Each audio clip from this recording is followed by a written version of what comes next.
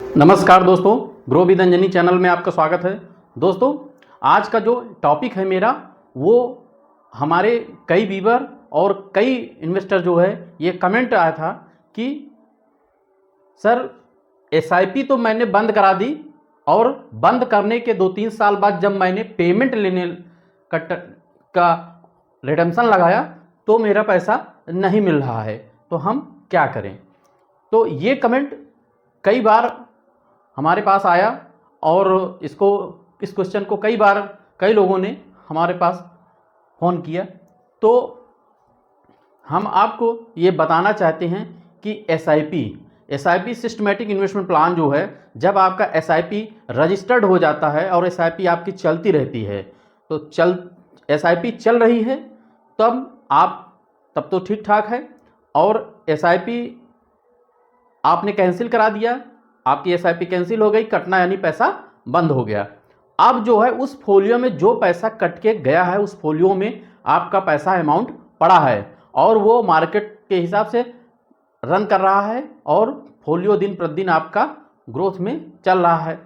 लेकिन जब आप 2-3 साल 4 साल 5 साल बाद अगर कभी फिर आप उसको पेमेंट अगर लेते हैं, तो 2-3 कारण ऐसे हैं जिस कारण से आपका पेमेंट रुक सकता है।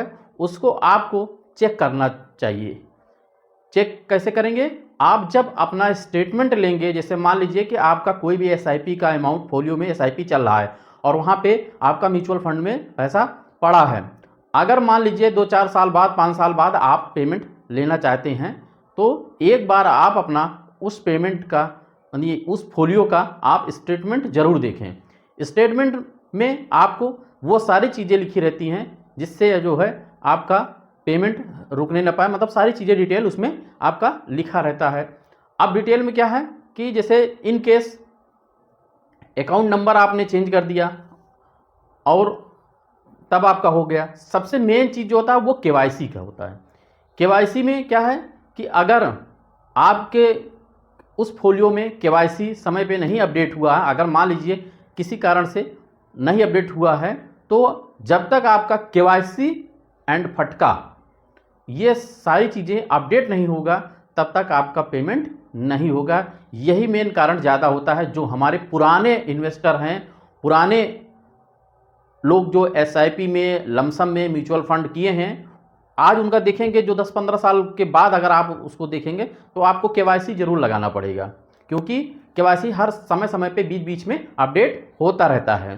तो जब आप उस फोलियो में आप अपना केवाईसी अपडेट कर देंगे, तब आपका पेमेंट हो सकता है। और एक ऑप्शन और था गवर्नमेंट का, जो फटका जिसको बोलते हैं, उसको भी कभी कभी केवाईसी अपडेट रहता है, फटका नो रहता है, तो वहाँ भी आपका ब्रेक लग सकता है। इसलिए जो है आप केवाईसी प्लस फटका ये दोनों अपडेट होना चाहिए। और तीसरी चीज़ आती है आपका बैंक अकाउंट। कभी कभी क्या होता है, जो पुराना आपका फोलियो है उसमें आपने तो किया था, सब कुछ सही था, लेकिन बीच में फिर जब गवर्नमेंट का होता है अपडेट होता है, जब म्यूचुअल फंड कंपनियां अपडेट करती हैं, तो हो सकता है वहाँ पे क्या जो आपका इलेक्ट्रॉनिक पेमेंट मेथड होता है वो जो है चेंज हो जाता है, कभी कभी बाई चेक हो जाता है। इसलिए जो है आप जो है 2-3 साल में 4 साल में एक बार अपने फोलियो से 100, 200, 500, 400 का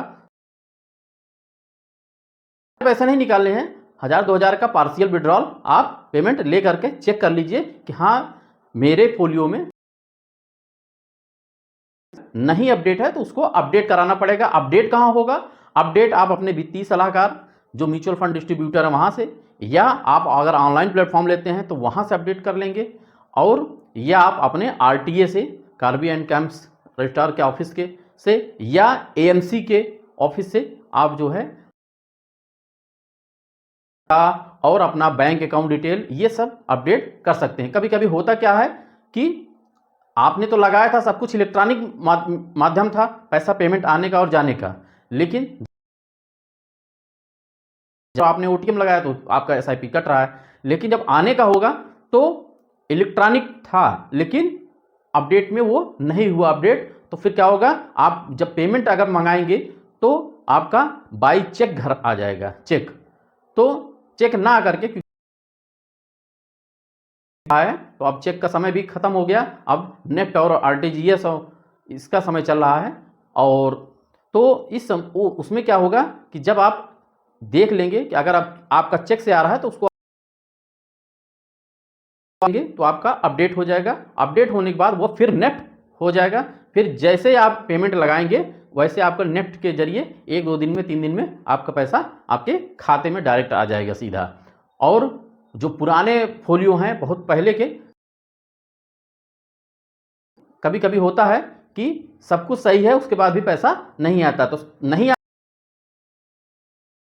तो पहला आपका अकाउंट आपने चेक करिए कि आपका नेफ्ट ओके है कि नहीं ओके है। दूसरा जो है इलेक्ट्रॉनिक अगर माध्यम रहेगा बन करके आता रहता है, तो इसको बीच बीच में 2-3-4 साल में कभी 1000, 2000, 4000 का पार्शियल विड्रॉल ले लिया तो चेक कर हो जाएगा आपका फोलियो ओके है कि नहीं। दूसरा आपका केवाईसी फैक्टर ओके होना चाहिए। और तीसरा आता है एक फटका आता है उसी के साथ में, केवाईसी के साथ में लगता है, वो भी ऑनलाइन करते हैं तो ऑनलाइन आपका अपडेट होगा। और अगर जो है आप किसी वित्तीय सलाहकार से अगर आप मदद लेते हैं, आपके जो डिस्ट्रीब्यूटर हैं, एजेंट हैं, आप उनसे जो है कराएंगे तो वो सब